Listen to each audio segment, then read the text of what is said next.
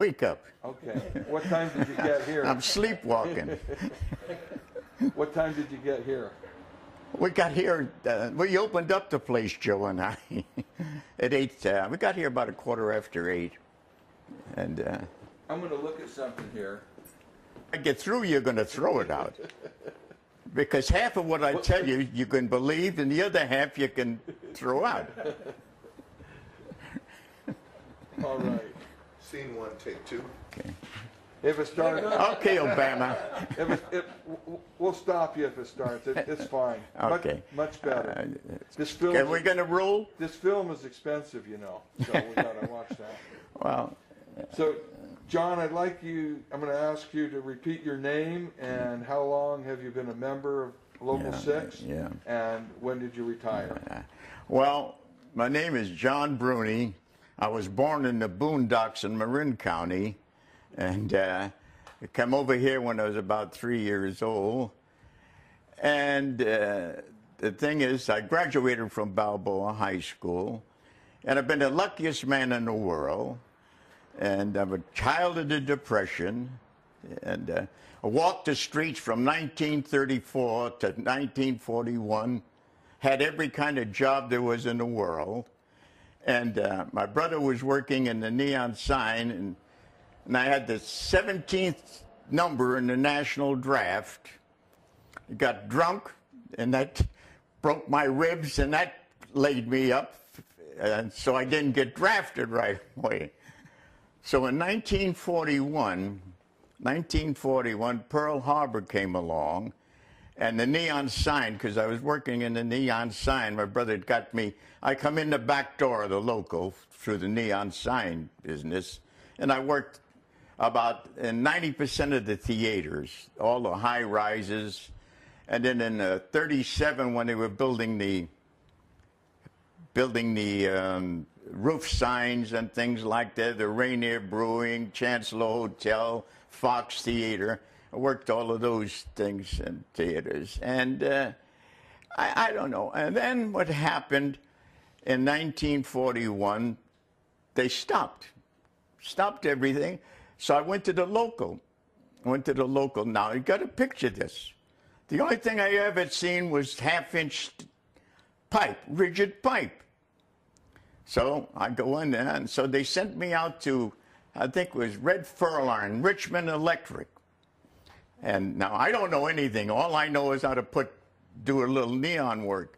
So I go out there, and they send me down, and I had to put a space heater in. And I'm looking at this space heater. What the hell is this? So thank the Lord, the plumber knew something. So I put the conduit in. I says, now what do you do? He says, you got to have a thermostat. What's a thermostat? So I did the thermostat. So then later on, that's fine. So then I go back into Richmond, this Red Furlong, and he comes out and he has all these knobs and tubes and everything. They take me to the Adult Hotel, and they're ripping out the bathrooms, and they're going to put a plug, a light, and a switch. And all of this knob and tube, all these wires are going up there. And the guy drops the wire, puts the knobs and the tubes there, and he says, go ahead. He comes back 4 hours later, and I'm still not doing anything. He says, kid, do you know what you're doing? I says, no. I says, what am I supposed to do? And I says, there's all those wires there. He says, you know, find out which is the one that's your circuit. Well, he says, you're fired. So then that's a thing. So I go back to the local again. Gimbel comes out, and he says, well, he says, now we got the right job for you. He says, there was a ferry boat that had sunk. And they were doing some damn thing. The motor stood about 4 feet tall, and I don't know how big it was. And at that particular time, Westinghouse had a motor shop. But they had to send the people from Westinghouse over here. So Gimbel says, you go out there as a wireman down to the ferry building. So I go down there. I says, what am I going to do? The guy says, well, you go over there and check this. They had this big canvases, and they put it over all these motors, and these other fellows work the motors. And the guy says, make the motor. Look at him, what he's talking about. I don't even know what a megger is. He says, meg the motor. So he says, wait a minute. He said, well, just do what I tell you. So for 1 week, the guy showed me how to use, and these were the old meggers that you cranked up. So that was it. Well, later on, so then I go back again, and he says, well, we got just the thing for you. Now you're going to go out to the shipyard. Go out to the shipyard. And at that time, I went out to the shipyard, and on that job was one of the became assistant business managers. I can't remember his name now, but I'll think of it. And it was a 12-hour day job, 12 hours a day, 6 months, and it was double time. Double time, so I was rolling in money. I mean, I was just really rolling in this money. And all of a sudden, then came the War Manpower Act. No double time. No double time. We're down to the back time and a half. So, and I stood there. And then finally, I couldn't beat the draft anymore. So I got drafted. So I go down, think I'm going in the Army. And the guy says, what are you going in the Army for? He says, you're going to go into the Navy. And I don't know what he's thinking. I'm thinking, going to the Navy. And the guy says to me, guy's lying.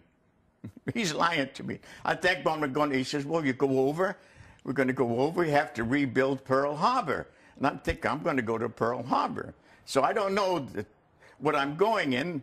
First thing you know, I know, I'm in Virginia. And I'm in the Seabees, and I don't even know who the hell they are. And I'm taking this Marine training. And oh boy, I'm worried now because I thought if you're going to go into Marines, because at that particular time, they had gone into Guadalcanal. So I go through this. So I go into this thing now. Now, I didn't know this, but Bill Reedy and some of the other guys had joined and Ray Foss joined the Seabees, and they all got rates. So I go in as a seaman, second class at $30 a month. I have a wife and a baby. Because they get married, I think I could beat the draft, but it didn't work. So this is going on, and so all of a sudden, and I'm doing this work, and I go out there, and they send me out to the shipyard there. And it's all this big 3-inch pipe. Now, I had never seen anything more bigger than the 1/2 inch. Didn't know, and I went, what the hell am I getting into here? And what there was the degaussing of these ships so that the mines wouldn't hit them. Well, anyway, I worked there. So finally, I can't beat it anymore, and I get drafted.